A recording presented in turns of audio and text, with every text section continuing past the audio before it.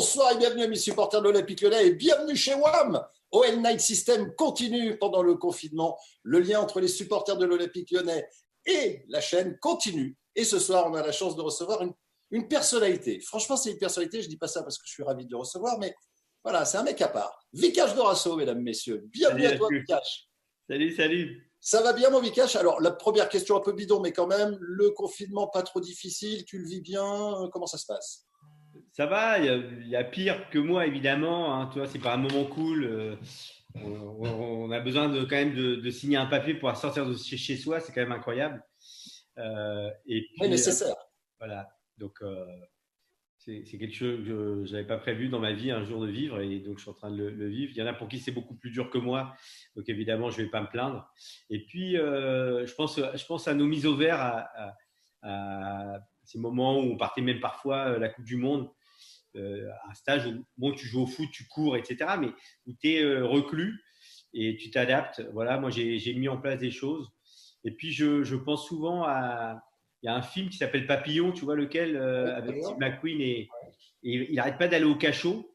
Ouais. À chaque fois qu'il arrive dans le cachot, tout de Tu joues suite, il avec la commence à balle? faire des pompes et à faire le tour de la cellule. Alors, moi, je ne suis pas confiné dans ces conditions-là, mais j'essaie de bouger aussi, faire du sport, des pompes, des abdos. Voilà. Et je conseille aux gens aussi d'essayer de se bouger. C'est bon pour la tête. Alors, en essayant de travailler un peu sur ton interview, j'ai regardé et j'ai été sur Wikipédia, tu vois, c'est un peu le truc où tu démarres avec ça. Et il y a marqué footballeur, consultant, joueur de poker, acteur, écrivain et homme politique. Je reçois qui ce soir? Euh, je crois que je suis footballeur à vie, ça c'est clair. Encore aujourd'hui, quand on me demande de signer les tribunes, on me demande de quoi, j'ai mes footballeurs. Voilà, je crois que je suis footballeur, ouais. Je crois que je suis On- footballeur. pour revenir à ce que tu disais au confinement, à la mise au vert, etc., je me suis un peu renseigné. Juste par rapport à ça, ce qui est important, c'est que souvent dans toutes les tribunes que je signe, les textes que j'écris, etc., on dit on a contacté les intellectuels, les associatifs, les politiques. On dit jamais les sportifs. Ouais, c'est vrai. Et alors que moi, je représente ce monde. Je suis un sportif, voilà. Et nous aussi, les sportifs, on est engagés. Nous aussi, on se bat. Nous aussi, on est euh, intéressés par la politique, par les choses, par la vie des autres. Donc On c'est va, pour on ça que va, j'aime on bien va en dire parler. footballeur. On va en parler de tes engagements politiques dans un instant, si tu veux bien. Juste avant, pour avoir discuté un peu avec des anciens coéquipiers que tu avais à l'Olympique Lyonnais, ils m'ont tous dit la même chose. Ils disent Vikash, c'est un mec qui est très difficile à comprendre parce qu'on dirait qu'il s'exclut un peu du groupe tout en étant dans le groupe. Ce que je veux dire par là, c'est que très souvent, tu avais à l'OL, ton poteau, c'était Peggy, apparemment, tu étais très Mhm. proche de lui. Mais on ne peut pas dire non plus que tu avais une relation de camaraderie, de fraternité avec les autres joueurs. Est-ce que c'est une mauvaise vision de ta personnalité ou est-ce que tu es un peu comme ça, tu as besoin d'être dans ta bulle, par exemple? Ouais, je considérais le football comme mon métier, hein. Ouais. Et je considérais donc beaucoup de mes partenaires comme des collègues de boulot. Et d'ailleurs, ce qui se passe aujourd'hui nous le prouve, hein. Je veux dire, c'est un métier, hein. Je veux dire, les joueurs de foot là, en ce moment ne jouent pas, ils sont pas payés, ils sont au chômage partiel, etc. Et on avait des patrons. Et moi, j'ai toujours eu ce regard-là sur le monde du football. Alors nous, on a de la chance, hein. C'est notre passion, on gagne notre vie. Mais ces gens qui étaient dans mon vestiaire, même les plus proches de moi, étaient aussi mes concurrents. Et parfois, il s'est trouvé que Peggy joue à ma place. Ouais. Mon pote m'avait mis sur le banc. Donc voilà, c'est un regard que j'ai et je ne me suis pas trompé, hein. Je veux dire, c'est un vrai métier, hein. Métier difficile. Et puis, il y a des périodes où même des clubs où c'était formidable. En plus d'être des collègues, c'était aussi des copains et là, c'était super, quoi. Même à Lyon, hein, il y a eu des belles périodes, hein. Quand on a été Oui. champion et tout, c'était super, hein. Justement, à Lyon, je ne me souviens plus exactement de cette phrase, mais elle m'avait marqué. Tu es sur le balcon de l'hôtel de ville et tu Hmm. dis une phrase un peu à la Cantona. Oui, Je oui. vous aime bien, je ne sais pas pourquoi. Enfin, j'ai pas réussi à la retrouver pour te dire Moi, la je l'ai vérité. retrouvé, enfin, je l'ai, j'essaie de te la renvoyer.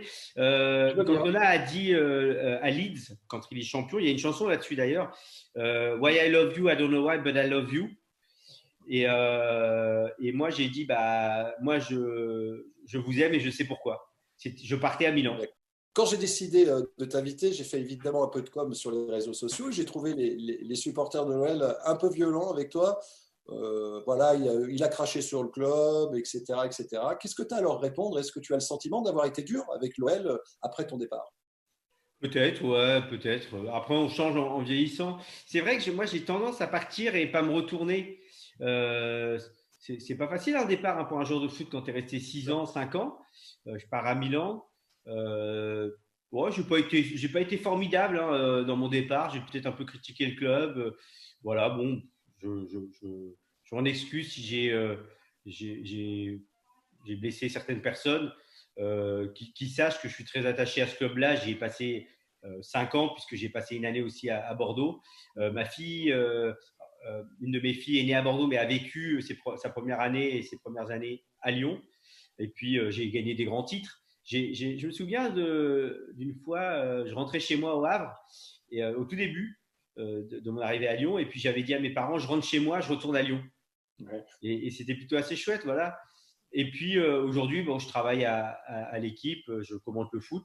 J'essaie d'être honnête sur mes commentaires. Voilà, je peux être dur, mais sachez que j'aime beaucoup Jean-Michel Aulas, Bernard Lacombe, tous ces gens-là, c'est des gens qui Qui ont m'ont trouvé. accompagné. Tu as failli, tu as dit un truc qui était, enfin, j'ai trouvé ça très bien. Tu as dit, j'aurais pu aller à Bordeaux, mais Lyon me proposait plus. Il faut que je sois sincère et j'ai été à Lyon. On n'entend pas les joueurs parler comme ça Bah, aujourd'hui. je connaissais pas Lyon, hein, honnêtement. Tu sais, quand tu es à l'époque, en plus, moi je viens du Havre, Lyon, j'étais jamais allé, je savais pas ce que c'était. Et quand j'ai signé au mois de janvier sans être allé à Lyon, Bordeaux m'a dit, putain, mais le contrat qui t'offre, vas-y, quoi. Ouais. J'y suis allé, et j'ai fait un aller-retour à Bordeaux avec la future mère de mes enfants, euh, au mois de mai. Et c'était super, c'était beau, on était contents. J'étais Non, content. mais tu confirmes avoir dit que c'était aussi parce que le chèque était un peu plus gros que tu signes à Lyon. Il n'y a plus de Oui, joueurs qui disent, voilà, moi je vais dans tel club parce qu'il me donne plus. Tu vois, même bah si oui, on le oui. sait. Je partais du Havre. Moi, je serais resté à vie au Havre, hein. C'était ma ville natale, j'ai mes frères et sœurs, j'ai ma famille, j'ai mes potes. Je suis né au Havre, je joue dans mon club. Mais je veux dire, pourquoi les mecs qui restent au Barça? Je veux dire, pourquoi ils restent, je sais pas, moi, au Bayern Munich, quand ils sont nés dans la ville? Je veux dire, parce qu'ils ont un grand club dans leur ville, hein. Ouais, c'est vrai. Si je suis parti, c'est parce que moi, je voulais jouer dans un plus grand club, gagner plus d'argent, et puis jouer avec des meilleurs joueurs contre des meilleurs joueurs, gagner des trophées. Tout est lié. Mais le Havre, vous ne pouvez pas me proposer ça. 04 84 80 69 deux fois, c'est le numéro de téléphone et je suis ravi de recevoir Izig qui avait été très déçu de ne pas pouvoir poser une question à Karim Benzema et au nom de toute l'équipe de LTV mes excuses parce que tu as dû être frustré Izig et je comprends ça. Izig, sois le bienvenu, on t'écoute. Bonjour Vikash. Salut. D'abord, ta présence me fait penser à plein d'émotions que nous avons vécues avec toi. Cette Coupe de la Ligue, ces deux titres de 2003-2004, ton jeu fluide et technique qui nous aurait vraiment été très très utile avant l'arrivée de Guimaraes. Voilà. Alors, ma question maintenant, alors toi qui caches son jeu de mots, hein, qui répond franchement, alors on dit souvent, enfin les mauvaises langues disent que l'Olympique lyonnais préfère dans la reconversion des joueurs de lyonnais pur jus, même s'ils n'ont rien gagné, comme Genesio, Maurice par exemple, et laisse de côté, jusqu'à l'arrivée de Juninho, ceux qui ont fait sa gloire. Et toi, tu fais partie de ces joueurs-là. Qu'est-ce que tu en penses? Est-ce que ça t'est déjà passé par la tête de faire une reconversion dans le staff de l'Olympique lyonnais? Hmm. Merci Izig pour ta question. Non, honnêtement, non. Mais ma reconversion, elle serait plus vers le Havre. Mais si c'était dans un club, on va pas se mentir.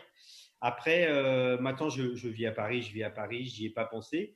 Mais ce que tu dis, tiens, j'y pense là. Euh, ouais, c'est peut-être pas tout à fait juste, hein, puisque Chris maintenant sont arrivés. Bon, alors, faut être brésilien. Oui, Cachapa, Chris. oui. En tout cas, on note que ta première réflexion, Vikash, c'est tout de suite de parler du Havre. Donc, ça ne fait que conforter un peu la réflexion d'Izig qui disait on a tendance, comme ça, consciemment ou inconsciemment, à prendre des joueurs issus vraiment du centre de formation de l'Olympique Lyonnais plutôt que des joueurs qui auraient fait potentiellement la gloire de l'Olympique Lyonnais. Et toi, tu lui réponds tout de suite, si je devais aller dans un club, c'est au Havre. Et le Havre, c'est là où tu as été formé. Ouais, parce que mes parents y habitent, mes frères et sœurs y habitent, tu vois. Mais c'est vrai que Lyon, c'est quand même particulier, hein. C'est beaucoup d'années dans ma carrière. Et puis, c'est 2 titres de champion, c'est des grands moments, hein. Merci Isig pour ta question et à très vite sur l'antenne de LTV Isig. Merci encore. 04 84 80 69 deux fois, c'est le numéro de téléphone que vous pouvez composer tous les jours. On reçoit un invité tous les soirs à 17h30. Vikash Dorasso est notre invité jusqu'à 17h30 ou plutôt jusqu'à 18h, pardonnez-moi. Vikash, on est obligé de faire la petite parenthèse politique qui va bien. La première réflexion, un peu démago, je te l'accorde, mais qui a du sens, c'est dire comment le mec peut revendiquer la France insoumise alors qu'il a gagné des centaines de milliers d'euros par mois au meilleur de ta carrière. Parce que j'ai pas oublié d'où je viens, en fait, c'est un peu ça. Voilà, moi, je viens d'un quartier populaire. Je suis un enfant issu de l'immigration aussi. J'existe parce que je viens du système social français très fort, avec les allocations familiales, l'assurance chômage, des aides sociales. Et donc, quand je gagne un peu mieux ma vie et puis quand j'arrête ma carrière, j'ai pas oublié tout ça, quoi. Et j'ai envie de renvoyer l'ascenseur. Ça a toujours été le cas. J'ai toujours voté très à gauche. J'ai toujours payé mes impôts. Je n'ai jamais triché. J'ai jamais essayé de défiscaliser. Je crois même pas essayé, enfin une fois peut-être, d'utiliser des niches fiscales. Là, vous savez, les propositions, voilà, ça m'intéresse pas. Moi, je pense que quand on a les moyens, on doit payer ses impôts. Ce système social m'a permis de sortir de mon quartier. Aujourd'hui, je ne serais pas un mec bien si je ne renvoyais pas l'ascenseur. Donc ça, c'est très important. Oui, aujourd'hui, par exemple, moi, je demande le rétablissement de l'ISF et moi, je paye l'ISF. Donc, si jamais l'ISF revient, bah, moi, je perds de l'argent. Voilà. Et je trouve ça normal. Je trouve ça normal. Quand tu as démarré cette campagne, est-ce que tu n'avais pas le sentiment que pour t'en sortir et donc gagner, les chances étaient quand même relativement faibles? Bah, non, parce que moi, je suis un footballeur et donc nous, on est un peu bizarres, les footballeurs. Donc, je vais t'avouer, je n'avais pas choisi le Milan AC. Mais je croyais. Et puis aussi, tu sais, je démarrais en politique. Et moi, je pensais pas que c'était autant verrouillé, quoi. C'est verrouillé. On est dans un monde verrouillé par des gens qui ont pris le pouvoir et qui veulent pas le lâcher et qui ont bétonné pour que nous, on puisse pas y accéder. Voilà. J'ai testé ça. J'ai testé ça. On a fait une campagne magnifique. On est allé sur le terrain. On a mobilisé les gens. On a rencontré les gens. On y a cru. Et à la fin, j'ai même pas fait mes 10%, quoi. Et le mec, le joindre, personne ne sait qui c'est. Il a fait plus de 30%. Mais tu l'expliques comment? Parce que finalement, tu as plus de notoriété que lui. Finalement, ce mec, personne ne le connaît, tu viens de le dire. Sur le papier, la com, elle est plus facile pour toi que pour lui. Et à la fin, tu prends une veste. Non, la com est plus facile pour lui parce qu'il a bénéficié de Anne Hidalgo. Ils n'ont pas communiqué sur lui, ils ont communiqué sur Anne Hidalgo. Okay. Et les gens votent par habitude. Les gens qui votent pour la France Insoumise, donc pour Décidons Paris, moi, je ne suis pas de la France Insoumise. Hein. Je n'ai pas de carte de parti, jamais eu de parti, j'en aurai jamais. Les gens qui votent pour nous sont difficilement mobilisables. Tu vois, ils se sentent exclus. Ils ne vont pas voter. Alors, on les a mobilisés pour voter, puis après, il y a eu le Covid-19 qui est arrivé. Alors là, ils ne sont pas du tout allés voter. Par contre, les autres vont voter. Et ces gens-là n'ont pas envie que ça change. Voilà, donc c'est comme ça. Les gens comptent. Est-ce que ça a été pour toi un échec retentissant? Est-ce que tu as pris une gifle? Ah non, une déception. Ouais. Une grande déception, mais pas un échec. Évidemment pas. Je pars de zéro. Hein. Je veux dire. Moi, au pire des cas, je retourne travailler à l'équipe. De toute façon, c'est ce que je vais faire. Et je continue ma vie. Je veux dire, c'est pas mon métier, moi, la politique. Et c'était une expérience assez incroyable avec des belles rencontres. Et puis, j'ai appris, quoi. J'ai appris. Et perdre, moi, ça fait partie de ma vie. Hein. Tu demanderas à tous les joueurs de foot, on sait perdre, nous. On n'a aucun problème avec la défaite. Hein. Est-ce que c'est le rôle de la Coupe du Monde, hein. Juste une finale de Coupe du Monde, pardonnez-moi. Voilà, donc, je pense que ma défaite, là, je vais m'en remettre. Est-ce que c'est le rôle d'un joueur de foot de rentrer, tu parlais de niche il y a un instant, est-ce que c'est le rôle d'un joueur de foot que d'aller vers ce genre d'activité? J'entends par là la politique, même quand tu dis que ce n'est pas ton métier. J'ai un peu de mal à l'entendre parce que ce n'est pas ton métier, mais tu te fais un cul comme ça pour y arriver quand même. Bah, en tout cas, j'ai pas besoin de ça pour vivre, moi. Je veux dire, la différence avec le maire du 18e arrondissement, Anne Hidalgo et compagnie, c'est leur métier. S'ils perdent ce travail-là, ils ont plus de salaire. Moi, ça va aller, quoi.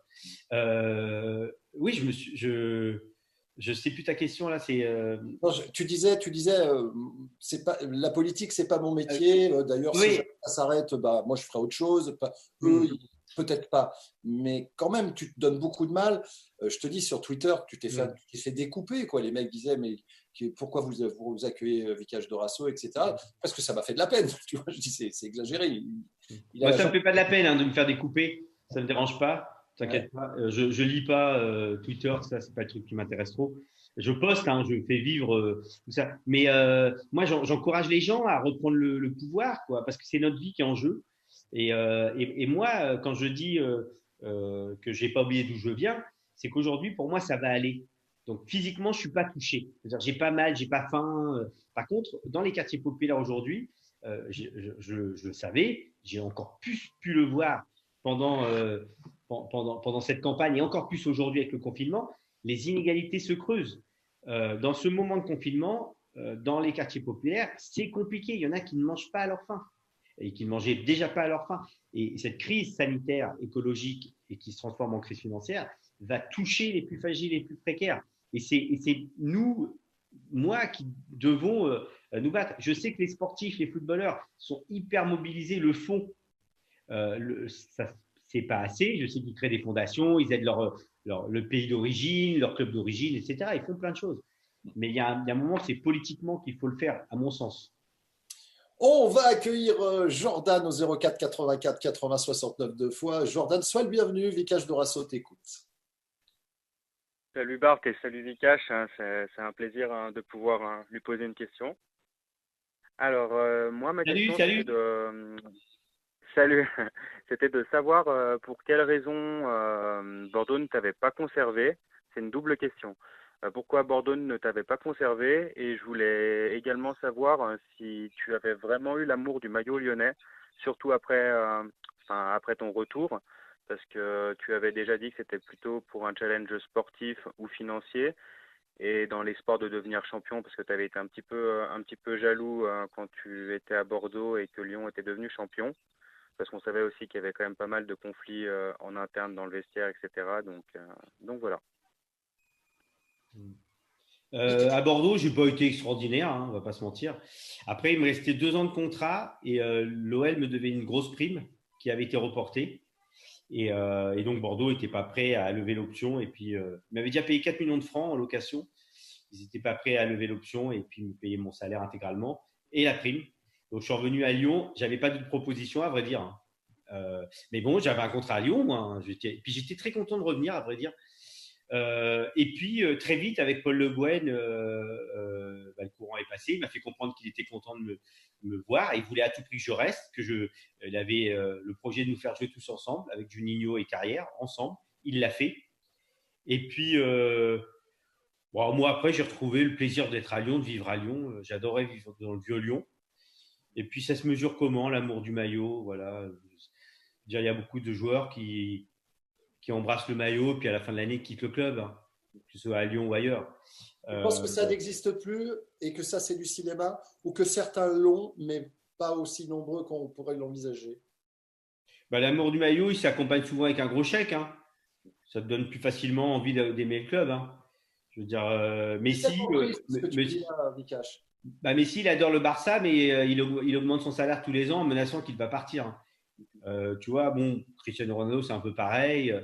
Voilà, moi je trouve que c'est là que je pense que, et même tous les autres joueurs, hein, je veux dire, j'ai pas envie de les citer, mais à l'OL, c'est normal, on fait notre métier, on doit être payé en fonction de ce qu'on estime apporter ou ce que le club estime. Et quand on est content des deux côtés, ben on prolonge le contrat, on continue, et puis c'est une belle histoire d'amour qui continue. Et puis après, pourquoi moi je n'étais pas content? J'aime pas être sur le banc de touche, voilà, je vais pas vous mentir. J'aime pas être sur le banc de touche. Et ben, je suis comme tous les autres joueurs de foot. Sauf que moi, je le vivais peut-être mal et puis je le montrais un peu trop. Est-ce que tu regrettes parfois d'avoir été un peu tête de cochon, Vikash, ou pas du tout? Non. Par contre, je me serais peut-être bien passé du licenciement au Paris Saint-Germain. Après, ouais, non, je crois pas. Tu vois, il y a un truc très politique dans tout ça, hein.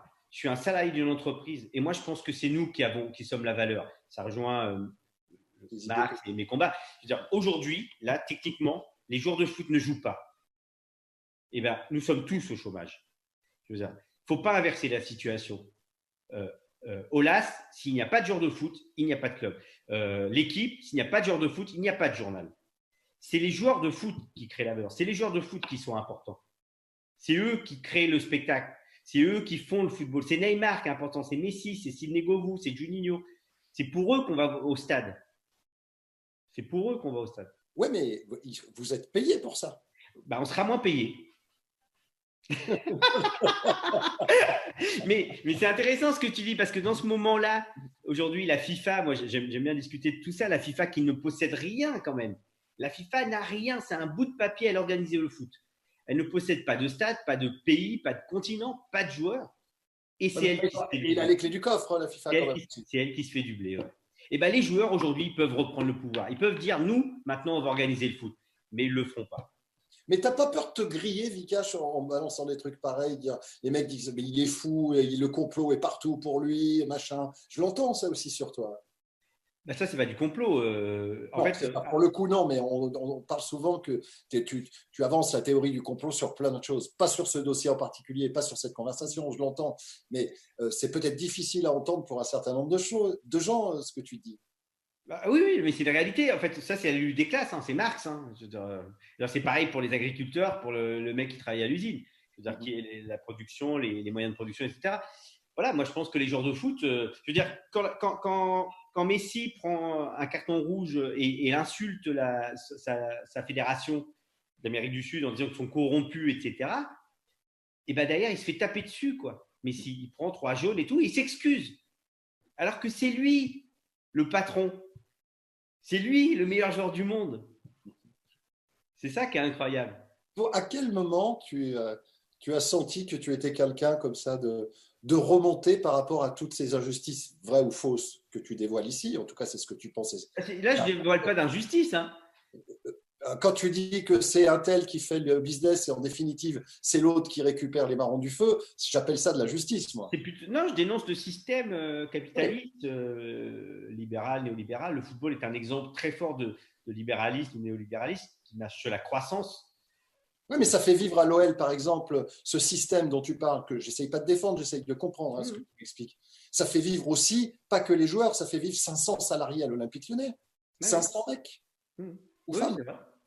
Donc, mais ça enrichit les gens. On pourrait redistribuer mieux, il y a plein de choses à faire, voilà. D'accord. Allez, on va demander, si vous le voulez bien, au prochain d'arriver. Et le prochain, c'est, je ne sais pas, où est ma fiche? C'est Jordan. Non, c'est Arnaud. Bonsoir Arnaud. Oui, bonsoir Barb, bonsoir Vikash. Bonsoir. Voilà, ma question, j'ai regardé de nouveau ton film Vikash, The Substitute, où tu étais remplaçant pour la Coupe du Monde en 2006. Et à un moment donné, à la fin du reportage, tu dis que tu regrettes d'avoir fait la Coupe du Monde, d'avoir été présent, et qu'il faut te poser la question 15 ans après.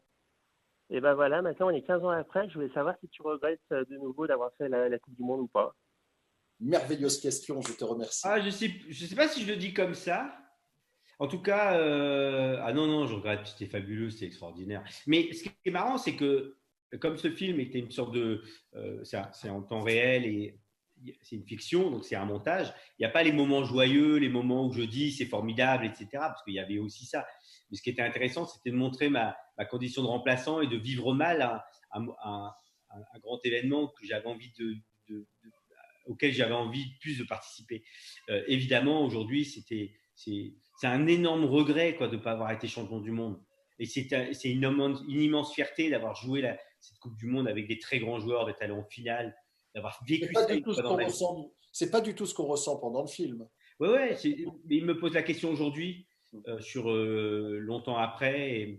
et quelques années après, mais très vite. Hein, mais c'était dur à vivre. Hein, tu sais, j'avais tellement envie de jouer, gagner. Et quand tu es remplaçant, c'est dur, hein, c'est long. Hein, c'est long.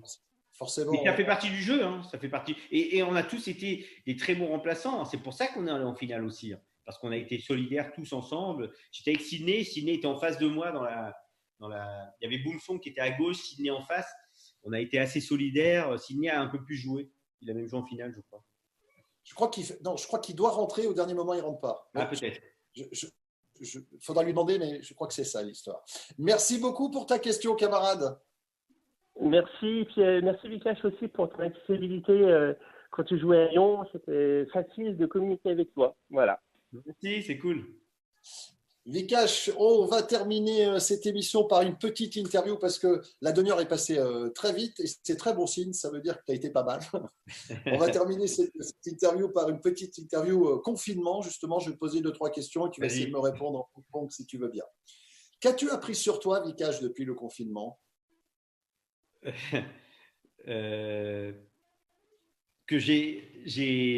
a besoin, nous, les êtres humains, c'est une confirmation, de se voir, de se parler, de s'aimer vraiment.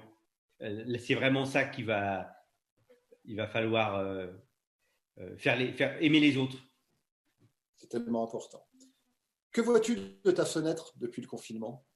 J'ai un peu de chance, j'ai un petit balcon filant qui me permet et avec le soleil qui tombe dessus, donc je vois les voisins.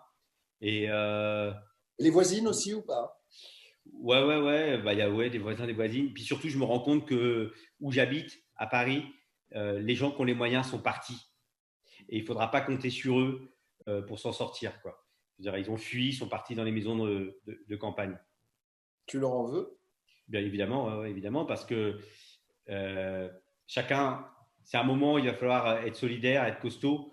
Et eux, ils sont partis, quoi. C'est beaucoup de gens, hein. Beaucoup de gens. Quelle est la première chose que tu vas faire après le confinement? Pourquoi t'as rigolé? T'as failli dire une connerie. Non. Bah, prendre mes filles dans mes bras. Là, je vais les voir. On reste un peu éloigné. Jouer au foot, organiser un match de foot, évidemment. Enfin, on a besoin, nous les êtres humains, on est des êtres sociaux. On a besoin de se voir, se parler, se toucher. On est comme ça, quoi. L'empathie. L'empathie, c'est de se croiser, de se voir. C'est très bizarre ce que tu me dis. D'abord parce que je suis tellement d'accord avec toi, mais c'est tout l'inverse qu'on m'a raconté sur toi. Pas dans le sens où tu es quelqu'un de désagréable, etc., puant, etc. Pas du tout. Hein. Dans le sens où tout le monde m'a dit, c'est un peu un ours, quoi. Il est dans son truc, tu vois, c'est pas le mec qui va te taper sur l'épaule et te faire une vanne, quoi. Pourtant, bah, tu sais, je fais que ça. Hein. D'accord. Okay. Tu sais, m'engager politiquement, c'était aller rencontrer les gens, faire du porte-à-porte, c'était que ça. Ça, on ne peut pas te l'enlever. S'engager politiquement, c'est forcément croiser du monde. Est-ce que tu fais des choses pendant le confinement que tu ne faisais plus du tout avant? Là, je passe ma vie à m'informer, à aller chercher l'information, mais à lire beaucoup, comprendre et aller. J'ai éteint la télé, j'ai éteint BFM, je regarde jamais tout ça, j'ai pas de télé, mais ça va arriver sur Twitter de voir des fils et tout ça. Ça ne m'intéresse pas. J'encourage les gens à vraiment aller lire, s'informer, discuter avec les gens, comprendre ce qui nous arrive, échanger. Ça, c'est important. Vraiment, il y a des beaux livres qui se créent. Il y a Thomas Porcher qui a écrit un beau livre. Les livres de Pablo Servigne, Mathilde Larère, l'historienne, elle nous parle, elle nous fait… Voilà, il y a des beaux trucs intéressants. Merci beaucoup, Vikash, d'avoir passé cette demi-heure avec nous.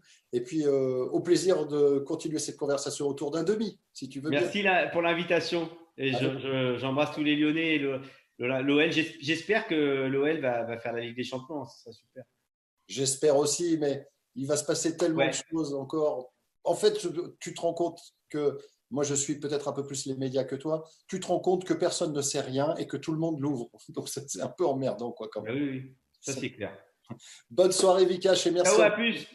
Salut mon pote, merci beaucoup. Et ben voilà, on se donne donc rencard demain à 17h30 avec Léo Dubois, 04 84 80 69 deux fois. Vous appelez dès maintenant et vous pourrez poser toutes les questions que vous voulez à Léo Dubois, l'invité demain soir dans Web Night System à 17h30. Passez une excellente soirée et surtout n'oubliez jamais,